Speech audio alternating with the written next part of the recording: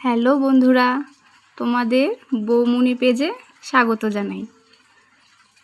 আমাদের ছাদ বাগানে অনেক দিন ধরে গাছগুলোতে অনেক লঙ্কা হয়েছে, তাই ওকে বললাম চলো গিয়ে লঙ্কাগুলো তুলে আনি। আর লঙ্কা পাতায় অনেকগুলোই পোকার মতন হয়েছে, তাই ওকে বললাম কি ওষুধ আছে তুমি বলে দাও। তো তোমরাও শুনে নাও ও কি বলছে।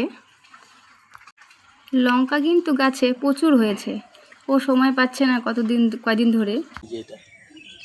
লঙ্কা গাছের মেন রোগ পাতা কুকড়ে যায় আর এই পোকাগুলো হয়। এটার একটা ওষুধ আছে, কিছুদিন আগে ওষুধটা দিয়েছিলাম।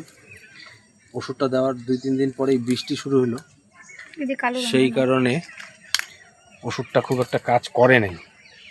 তো ওষুধটা হচ্ছে ঘরোয়া, মাথায় আমরা যে শ্যাম্পু দিই সেই শ্যাম্পু আর হলুদ, খাবার হলুদ গুলিয়ে জলের মধ্যে পুরো স্প্রে করে দিতে হয়, যেরকম ঘরোয়া টিক্স এটা আর কি।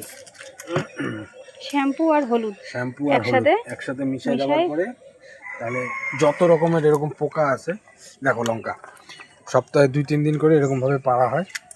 প্রচুর লঙ্কা, প্রচুর। এই গাছটাতে মোটামুটি এটা হচ্ছে আপেল কুল। এই যে আপেল কুল বড়, এইটা আপেল কুলের এই সাইজটা পাকছে গো। এটা পাইকে গেছে। হ্যাঁ দেখি, মিষ্টি।